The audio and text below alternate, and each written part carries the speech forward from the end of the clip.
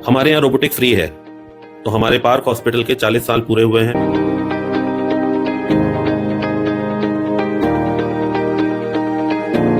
मेरी 30,000 सर्जरी पूरी हुई हैं और अभी ही पार्क हॉस्पिटल का आईपीओ आया है। उस उपलक्ष्य में 31 मार्च तक रोबोटिक की कोई भी सेवा जो दी जा रही है वो निःशुल्क दी जा रही है। मुझे लगता है इस इंटरव्यू में कुछ चीजें जो चेंज करना चाहूंगा या समाज तक मैं पहुंचाना चाहूंगा कि रोबोटिक की 3 प्रणालियां विश्व में मौजूद हैं। वो 3 प्रणालियों का use as per the patient की एज, पेशेंट की बोन क्वालिटी, पेशेंट का डिमांड क्या है हमसे, कि what demand patient is having from us, उसके हिसाब से उन तीनों प्रणालियों में से कौन सी प्रणाली उनमें कारगर सिद्ध होगी, वो एक सर्जन का डिसीजन होता है जो जुडिशियस होना चाहिए।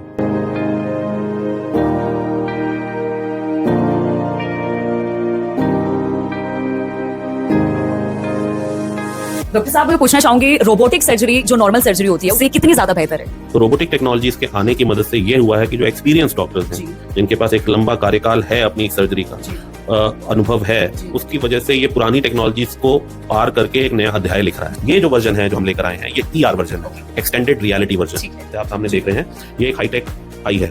इस आई को हम पहन लेते हैं। अब इस आई को पहनने के बाद जब हम इसको पहनकर ओटी में जाते हैं तो हमें कुछ नहीं करना पड़ता। इसकी एक स्कैनिंग विधि होती है। तो आप जांग की हड्डी और लात की हड्डी, तो ये जांग है, ये लात है, जांग की हड्डी में एक पिन लगाकर इस पे क्यूआर कोड लगा दीजिए, इस पे पिन लगाकर इस पे एक क्यूआर कोड लगा दीजिए। इस आई का स्कैनर उस क्यूआर कोड को स्कैन करके हमारे पास लाइव वर्चुअल इमेज दे देगा। और वर्चुअल इमेज किसकी होगी? आपके जॉइंट के डैमेज की, उसके एक्सटेंट की, कि कहां तक वो डैमेज हुआ है। जिनको डर लगता है, मेरा ख्याल है कि उनको डर छोड़ देना चाहिए। टेढ़े मेढ़े चलने के बदले में आए, इलाज करवाएं और फिर से जिंदगी जिएं। ये वीडियो खास होने वाली है उन लोगों के लिए जो नी एंड हिप्स रिप्लेसमेंट कराना चाहते हैं, क्योंकि आज हम आपको लेकर पहुंचे हैं मोहाली के सेक्टर 69 के पार्क अस्पताल में। और सबसे पहले मैं आपको खास बात बता देती हूँ कि आपको 31 मार्च तक सभी रोबोटिक सर्जरीज मिलने वाली है बिल्कुल फ्री। तो चलिए चलते हैं और डॉक्टर भानु से बातचीत करते हैं। डॉक्टर भानु अभी तक हजारों सक्सेसफुल सर्जरीज कर चुके हैं, लेकिन उनका एक्सपीरियंस कैसा रहा है और आपको कैसी फैसिलिटी और कैसी हॉस्पिटैलिटी पार्क अस्पताल में मिलने वाली है, चलिए चलकर जानते हैं। अब आपको नी और हिप्स रिप्लेसमेंट कराने की सुविधा मिलेगी पार्क हॉस्पिटल मोहाली के सेक्टर 69 में। जी हाँ, आज हम आपको वहां पर लेकर पहुंचे हैं।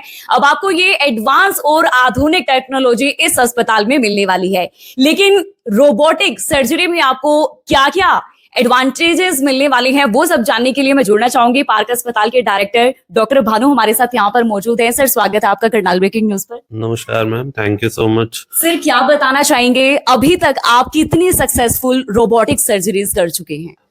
मेरा अपना कार्यकाल जो है वो 20 से 22 साल का हो गया, जिसमें 30,000 सर्जरीज जोड़ों की मैं कर चुका हूँ। बाकी रोबोटिक का जो आगमन हुआ है मार्केट में वो पिछले 5 साल में हुआ है। हम काफी लंबे समय से रोबोटिक सर्जरीज कर रहे हैं और तकरीबन 2,500 से 3,000 सर्जरीज हम रोबोट की साथ कर चुके हैं।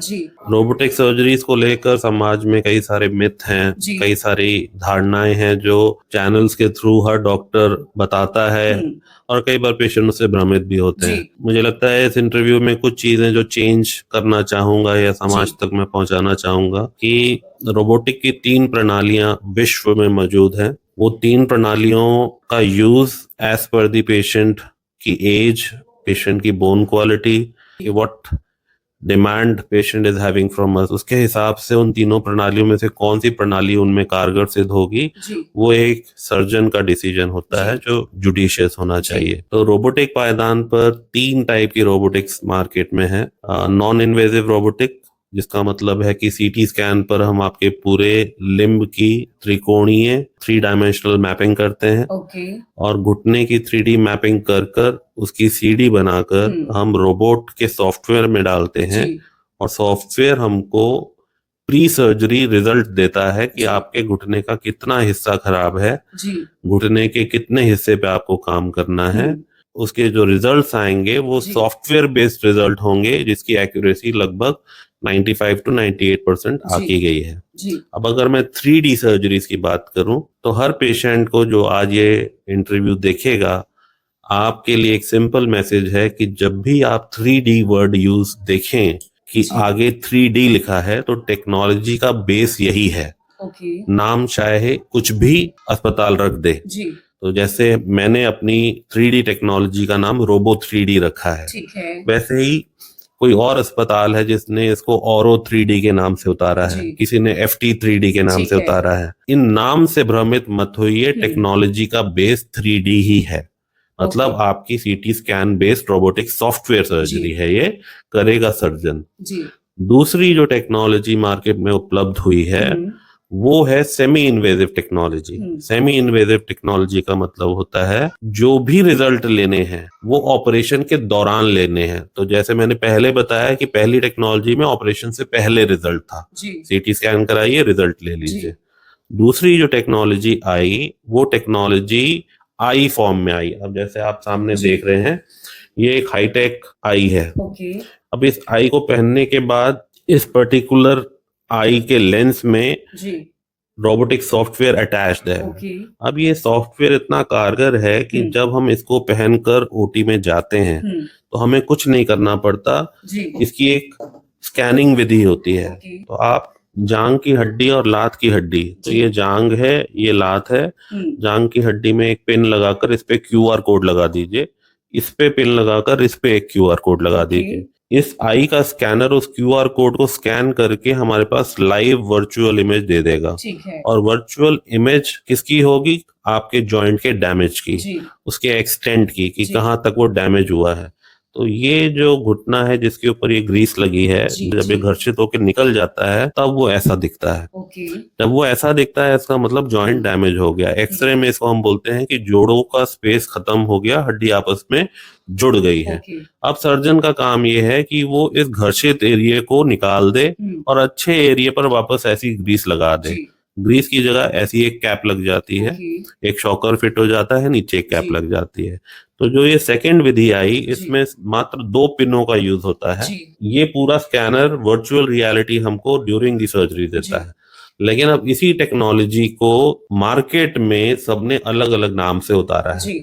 तो जब सबसे पहले ये विधि जिन्होंने लाई उन्होंने हेलोलेंस के नाम से उतारा। ठीक है। वहां से जब वो मार्केट में जानी शुरू हुई जी। और डॉक्टरों ने और अस्पतालों ने इसको लेना शुरू किया, किसी ने उसका नाम रोबो लेंस रख दिया, ओके। हमने इसका नाम रोबो आई लिखा। जी। तो जब भी आपको ऐसी चश्मे वाली विधि, और एक और है इसका नाम जिसको मार्केट में उतारते हैं लोग, रोबो पिक्सी के नाम जी, से, बिल्कुल। ठीक है। तो जब भी ये कोई डॉक्टर आपको बोले कि चश्मे वाली विधि है, तो आप समझ जाइए कि वो टेक्नोलॉजी का बेस सेम है। लेकिन हमारे सेंटर में अच्छी बात क्या है कि ये जो वर्जन है जो हम लेकर आए हैं, ये ER वर्जन है, ओके। Extended reality version. ठीक। ER वर्जन जो है वो AR वर्जन से एक स्टेप आगे है। जी। आज की डेट में ER वर्जन के साथ हम पहले हॉस्पिटल हैं, जी। हम पहली जगह हैं जो इसको यूज कर रहे हैं। और उसके बाद आता है फुल्ली इन्वेजिव रोबोटिक। ओके। तो फुल्ली इन्वेजिव रोबोटिक में कई सारी कंपनीज मार्केट में उतरी जिन्होंने अपना फुल्ली ऑटोमेटेड रोबोट निकाला। ठीक है। अब फुल्ली ऑटोमेटेड रोबोट का एक मॉडल है मेरे पास। जी।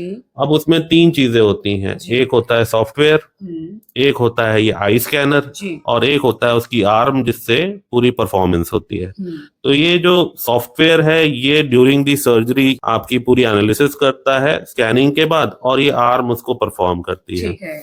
और मैंने कई सारे इंटरव्यूज में ये सुना है कि ये टेक्नोलॉजी अच्छी नहीं है। ऐसा नहीं है, इसमें कुछ दोष हैं लेकिन कुछ अच्छाइयां भी हैं। अलग अलग नाम है लेकिन काम एक ही है। जी। उस काम का यही है कि ये पूरा एनालिसिस करेगा, उसकी जी। ये जो आर्म है जी। इस खराब हिस्से को निकाल देगी। बिल्कुल। लेकिन अब कुछ इंटरव्यू में हमने ये भी सुना कि भाई रिप्लेसमेंट अगर आप फुल्ली ऑटोमेटेड रोबोटिक कराते हो तो उसमें कुछ अलग चीजें हैं जो नुकसानदेह हैं। ऐसा नहीं है। जो फुल्ली ऑटोमेटेड रोबोटिक है उसका सबसे बड़ा फायदा है कि precision is with the 0.1 millimetre तक प्रिसीजन होता है। ये नोक इसकी सफाई करती है। दूसरा मैंने ये सुना था कि ये कंट्रोल में नहीं रहता। ऐसा नहीं है, ये बिल्कुल कंट्रोल में रहता है। जिस समय सर्जरी को कर रहे हो सर्जन के पास पूरा राइट है कंट्रोल का कि उसको रोक सकता है। तो आप जिस चीज को रिपीटेडली और रेगुलरली यूज कर रहे हो उस सर्जरी का समय ऑटोमेटिकली उसके साथ कम हो जाता है। तो ये भ्रमित करने वाली चीजें हैं कि इसके साथ बहुत लंबा समय लगता है, चीरा बहुत बड़ा देना पड़ता है। एक ही इस सिस्टम का ड्रॉबैक है कि इस सिस्टम को चलाने के लिए हमको जांग और लात में 2 पिन की जगह 4 पिन लगानी पड़ती हैं। इस पे ट्रैकर लगता है। तो अगर मैं इसको समराइज करूं कि अगर रोबोटिक प्रणाली पर किसी को अपनी सर्जरी करानी है तो पार्क हॉस्पिटल में हमारे पास ये तीनों विधियां हैं। पहला तीनों वर्जन है, इसीलिए हम इसको रोबोसूट के नाम से रखते हैं। तो पेशेंट जब हमारे पास आते हैं तो उनके पास कोई चॉइस नहीं रहती एक्सेप्ट कि वो यहाँ कराएं। क्यों? क्योंकि हमारे पास तीनों ऑप्शंस मिलेंगे। ठीक है। और कई सारे वीडियोस देखकर कभी वो इधर भागता है उधर भागता है, फिर पेशेंट बोलता है आपके पास ये है कि नहीं। लेकिन जब हमारे पास आता है तो पूरी तरीके से संतुष्ट रहता है कि हमारे पास सारे वर्जन्स उपलब्ध हैं। एक तो ये। दूसरा, हमारे यहाँ रोबोटिक फ्री है। तो हमारे पार्क हॉस्पिटल के 40 साल पूरे हुए हैं, मेरी 30,000 सर्जरी पूरी हुई हैं और अभी ही पार्क हॉस्पिटल का IPO आया है। उस उपलक्ष्य में 31 मार्च तक रोबोटिक की कोई भी सेवा जो दी जा रही है वो निःशुल्क दी जा रही है, उसका कोई एक्स्ट्रा चार्ज नहीं लिया जा रहा। कहीं से भी आए पेशेंट सर्जरी कराने के लिए, चाहे कहीं से भी आए, ओवर इंडिया कहीं से। तीसरा, इस अस्पताल पे सारे पेशेंट्स के लिए सुविधाएं उपलब्ध हैं, चाहे वो कैश का हो, चाहे वो TPA का हो, चाहे वो ECHS, EGHS, ESI, railway, Ayushman, हर पैनल यहाँ मौजूद है। इससे अलग तरीके से पेशेंट मोटिवेटेड रहता है कि हमको उत्कृष्ट सेवाएं मिलेंगी, हमको निराश नहीं होना पड़ेगा। चाहे आप रोबो 3D यूज करिए, चाहे आप रोबो आई यूज करिए, चाहे आप रोबो आर्म कीजिए। ये 3 जो विधियां मैंने रोबोटिक टेक्नोलॉजी की बताई। उसके अलावा जो पुराना मेथड था, तो दोनों में डिफरेंस क्या आया? पहला, चीरा। तो चीरा जहां पुरानी टेक्नोलॉजी में 10 से 14 इंच का होता था, अब इस टेक्नोलॉजी में हम 4 से 4.5-5 इंच का कर पाते हैं। चीरे के बाद आता था मसल, मांस। पुरानी टेक्नोलॉजी में कई सर्जन मसल्स को स्प्लिट करते थे। एक बार मांसपेशियों को आपने काट दिया तो उसकी पावर खत्म हो जाती थी। पावर खत्म हो जाती थी, इसलिए बाद में फिजियोथेरेपी की दर बढ़ जाती थी। 3-3 महीना फिजियोथेरेपी में लगना पड़ता था, पेन का स्कोर भी बढ़ता था, पेशेंट को मेंटल ट्रॉमा भी होता था। अब करंट टेक्नोलॉजीज में हम क्या करते हैं कि मसल को काटते नहीं है, मसल को उठा के साइड में रखते हैं। उससे क्या होता है कि मसल की पावर इंटैक्ट रहती है। इसलिए सर्जरी के बाद जो थेरेपी है वो या तो नो थेरेपी पे जाता है या मिनिमम थेरेपी पे जाता है। तीसरा आता था कि जब मसल को काटा या उठा के साइड में रखा, तब आता था जॉइंट। अब जॉइंट की कंडीशन नॉर्मल ना होके ऐसी खराब है जहां पे पूरा ग्रीस घिसा हुआ है, लेकिन सर्जन के पास ये कोई टूल नहीं था कि वो ये जांच पाए कि ये जो खराबी है वो कितनी है। इसलिए उसके पास कुछ टेक्निकल स्टेप्स उसको यूज करने पड़ते थे कि वो इस खराबी को हटाए। वो टेक्निकल स्टेप में क्या होता था कि जांग की हड्डी में एक रॉड डालनी पड़ती थी, रॉड के ऊपर सिस्टम लगाना पड़ता था, सिस्टम लगा के इस खराबी को हड्डी के साथ काट देना होता था। अब हड्डी से काटते थे, इसीलिए उसको बोलते थे रिप्लेस। तो ये विधि ऊपर और नीचे की हड्डी में यूज होती थी, इसलिए नाम पड़ गया था रिप्लेसमेंट। लेकिन 2020-21 में जब 5th जनरेशन रोबोटिक का आगमन हुआ, उसमें उन्होंने इस पे विजय पा ली। विजय कैसे पाई? कि 3D मॉडल्स क्रिएट करके घुटने की जो सर्जरी में आंकलन था उसको बेहतरीन बनाया। बेहतरीन बनाने के बाद उन्होंने ये बोला कि अब आपको जांग की हड्डी में रॉड डालने की जरूरत नहीं है, इसको हड्डी से काटने की जरूरत नहीं है, क्योंकि खराबी का आंकलन किया जा चुका है। तो जब खराबी का आंकलन हो गया तो अब सिर्फ इसकी ब्रशिंग होने लगी। जब इसको सरफेस को ही निकाला, जितना सरफेस डैमेज था, इसका नाम पड़ गया रीसरफेसिंग। तो रोबोटिक से रिप्लेसमेंट से ये रीसरफेसिंग पे आ गया। तो जब हमने घिसा और हड्डी नहीं काटी तो पेन का दर कम हो गया, स्कोर कम हो गया, पेशेंट का सेटिस्फेक्शन बढ़ गया।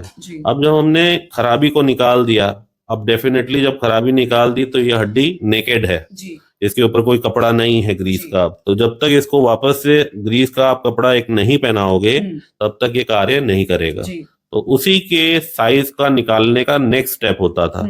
उस साइज को पुरानी टेक्नोलॉजी में मैनुअल साइजर के द्वारा निकाला जाता। पुरानी टेक्नोलॉजी जब यूज करते थे और सर्जन ने साइजिंग की और घुटने का साइज B की जगह C कर दिया तो चलते वक्त वो ढीला पड़ जाएगा, लचक मारेगा।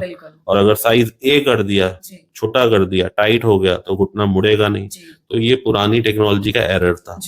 करंट टेक्नोलॉजी में रोबोटिक ये पूरी साइजिंग हमें एक्यूरेसी के साथ देती है, इसीलिए उसी साइज की कैप पहना देती है जो ग्रीस का काम करती है, इसलिए इसमें भी एक्यूरेसी बढ़ गई। अब चूंकि ये टेक्नोलॉजीज आपको सारा रिजल्ट दे रही हैं, इसलिए टाइम भी बदल गया। पुरानी टेक्नोलॉजी में 1-1.5 घंटा 2 घंटा लेता था, 10 से 12 मिनट लेने लगे। मतलब ये बताइएगा, पेशेंट अगर आपके पास सुबह के वक्त आते हैं तो आप कब तक उसे फ्री कर देंगे? कितना समय लगता है रोबोटिक सर्जरी करने में? तो वही समझाया कि जो पुरानी टेक्नोलॉजी 2 घंटे की थी अब 12 मिनट की है।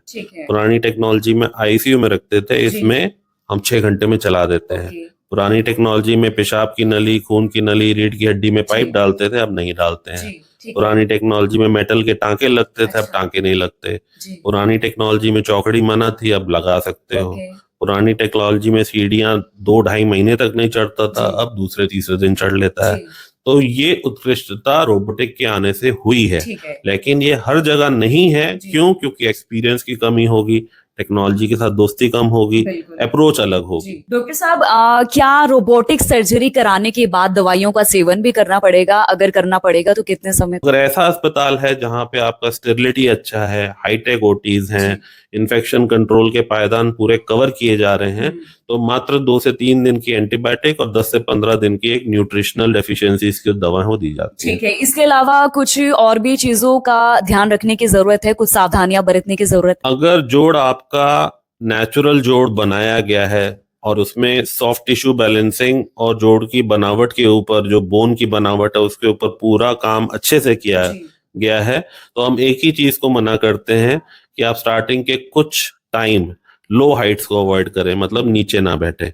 वो भी 1.5-2 महीने का टाइम होता है। एक बार आपका घुटना आपके जोड़ के साथ रम गया और उसकी नेचुरल एडेप्टेशन आ गई, तो अब ये भी पॉसिबल है कि पेशेंट 2-3 महीने में ही जमीन पे चौकड़ी मारते दिख रहे हैं। ठीक है। अगर मैं बात करूं आपके पार्क अस्पताल के नॉर्थ इंडिया में आपके जितने भी हॉस्पिटल्स हैं उसमें ये तमाम सभी वर्जन अवेलेबल हैं? हाँ, तो पार्क हॉस्पिटल अब 18 हॉस्पिटल की एक बड़ी चेन है। इसी साल ये 21 हॉस्पिटल हो जाएंगे। हमारी सेवाएं भी जो है सिर्फ पंजाब तक सीमित नहीं है। हमारी टीम ट्रैवल करती है। जो स्टेशंस हैं, अगर मैं नाम लेना चाहूँ तो पंजाब में बठिंडा, पटियाला, चंडीगढ़ और पंचकुला। उसके बाद जब मैं आगे हरियाणा की तरफ जाता हूँ तो अंबाला, करनाल, सोनीपत, पानीपत, और फिर मैं आगे जब एनसीआर पहुंच जाता हूं तो दिल्ली में 3 हैं, गुड़गांव में 2 हैं, और फिर जब मैं यूपी की तरफ जाता हूं तो आगरा, आने वाले टाइम में कानपुर, गोरखपुर, और जब मैं राजस्थान जाता हूं तो जयपुर और बेरोड। तो हमारी जो प्रेजेंस है वो काफी ग्लोबल है और ये सारी सुविधाएं हमारे हॉस्पिटल में मौजूद हैं। और जहां जहां जरूरत पड़ती है पोर्टेबल रोबोटिक टेक्नोलॉजीज भी हम वहां लेकर जाते हैं। अच्छा डॉक्टर साहब, काफी ज्यादा लोगों में ये भी भ्रम है कि जो रोबोटिक सर्जरी होती है नॉर्मल सर्जरी से काफी ज्यादा कॉस्टली होती है, तो उसके बारे में क्या बताना चाहेंगे व्यूअर्स को? तो मैं बहुत भाग्यशाली हूँ कि मैं पार्क हॉस्पिटल जैसे हॉस्पिटल में कार्यरत हूँ, जहां पर ना हमारी मैनेजमेंट ने इसको मुहैया कराया, बट टाइम टू टाइम बीच बीच में ऐसी स्कीम्स भी निकाली जिसमें इसको फ्री ऑफ कॉस्ट किया। जी बिल्कुल डॉक्टर साहब, अभी तक हजारों सर्जरीज जो हैं वो सक्सेसफुली कर चुके हैं। रोबो आई के द्वारा रोबोटिक्स नी सर्जरी मैम ने करवाई है। पेशेंट से हम लोग बातचीत करेंगे। हेलो मैम, क्या नाम है आपका? मिसेज रक्षा बंसल। मैम सबसे पहले अपनी एज बताइए हमारे व्यूअर्स। 77 ईयर्स। 77 ईयर्स की आप हैं, तो कंप्लीटेड ऑन 2 फरवरी। ओके, तो कैसा एक्सपीरियंस रहा आपका? मेरा बहुत अच्छा एक्सपीरियंस रहा। I am so grateful. अभी बिल्कुल परफेक्ट हैं आप? ओके हैं, चलने में कोई दिक्कत या कुछ ऐसी परेशानी तो प्रॉब्लम नहीं है, बस मुझे बहुत अच्छा लगा। One more thing like I would like to add, it was not even 23 or 24 days, and we have 4-story building of our own. Okay. And she could climb the topmost floor on her own. Even I wasn't there with her that day, and I was so amazed to see her do that. एक और patient हमारे साथ हैं, aunty जी हैं, उनसे बातचीत करते हैं। आंटी जी, कहाँ से आई हैं आप? श्रीनगर से। श्रीनगर से स्पेशली यहाँ पे सर्जरी कराने आई थी, तो कैसा फील कर रही है? एकदम ठीक है, परफेक्ट है, कोई पेन वगैरह नहीं 100% सेटिस्फाइड है? ऐसी हॉस्पिटैलिटी मैंने आज तक नहीं देखी है। और यहाँ जो डॉक्टर भानु प्रताप जी है बहुत अच्छे से है और मतलब अच्छे से केयर करते हैं और पेशेंट को हंसते हंसते ही ठीक कर देते हैं। एक और पेशेंट हमारे साथ है। मैम, मुझे आपके बारे में पता चला कि सर्जरी कराने से पहले आप बहुत ज्यादा डर रही थी, घबरा रही थी, लेकिन अभी आप कैसा फील कर रही हैं? बहुत अच्छा, no pain, nothing else, operate कब हुआ आपका? मॉर्निंग मॉर्निंग में। और आप मैं शाम को चल पड़ी। शाम को चल पड़े? या उनके हस्बैंड भी यहाँ पर हैं। सर आप क्या बताना चाहेंगे? अभी आप बता रहे थे काफी डरे हुए थे, वो सहमे हुए थे। जिनको डर लगता है, मेरा ख्याल है कि उनको डर छोड़ देना चाहिए। टेढ़े मेढ़े चलने के बदले में आए, इलाज करवाएं और फिर से जिंदगी जिएं। कुछ और भी पेशेंट्स यहाँ पर मौजूद है, उनसे मैं बातचीत करना चाहूंगी। तो कैसा आप फील कर रही हैं? डॉक्टर भानु ने जो आपकी सर्जरी की है, कैसा महसूस कर रही हैं आप? बहुत अच्छा, कोई दिक्कत परेशानी? कोई बिल्कुल एकदम फिट हो। तो चलिए, एक और पेशेंट हमारे साथ यहाँ पर मौजूद हैं, मनोज जी हैं। मनोज जी दिल्ली से ताल्लुक रखते हैं, लेकिन दिल्ली से मोहाली पहुंचे हैं ट्रीटमेंट लेने के लिए। तो अभी कैसा फील कर रहे हैं? It's much better. मतलब मैं ऐसा एक्सपेक्ट कर ही नहीं रहा था कि इस कंडीशन में इतनी जल्दी हो जाऊंगा। मेरा एक्सपीरियंस बहुत अच्छा। सर्जरी खत्म होने के बाद ही आप स्टैंड हुए विदाउट एनी सहारा? लाइक इनिशियली मैं वॉकर से चला, वो फर्स्ट टाइम में ही मतलब वॉकर से ओके लग गया, फिर स्टिक का सहारा लिया और कुछ टाइम के लिए मैं विदाउट स्टिक भी चला हूँ। विद इन 2 days ये हो सब हो गया। तो रोबो आई जो टेक्नोलॉजी है 100% सेटिस्फाइड है उससे? हाँ, मेरे को अभी परफॉर्मेंस जो मैं देख रहा हूँ, जो मुझे लग रहा है, मेरा एक्सपीरियंस है वो बहुत बेहतरीन है, बहुत अच्छा है।